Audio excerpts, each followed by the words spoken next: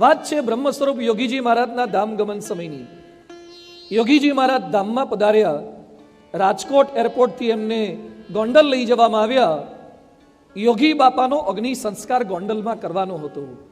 એ પહેલા પરમ પૂજ્ય પ્રમુખ સ્વામી મહારાજે પૂજ્ય ભક્તિ કિશોર સ્વામીને બોલાવ્યા અને સ્વામી શું કહે છે? ભક્તિ સ્વામી, યોગી બાપાનો અગ્નિ સંસ્કાર કરવો છે અને ખેતરમાં તો ઘઉં વાયેલા છે, તો ઘઉં વાઢવા પડશે, કારણ કે થોડી જગ્યા વધારે જોઈશે, તો અગ્નિ સંસ્કારની જગ્યા માટે થોડા ઘઉં વાઢવા પડશે, તો શું કરશું?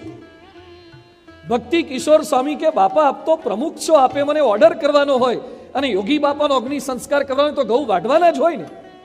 પણ સ્વામી કે ના, જવાબદારી તમારી છે, અધિકારી તમે છો, એટલે પૂછી લેવું પડે। આ પ્રમુખ સ્વામી મહારાજમાં હતું અધિકારનો આદર। એમના કરતા નાના હોય એણે પણ એમને જે કંઈ કીધું એમણે સહર્ષ કર્યું છે।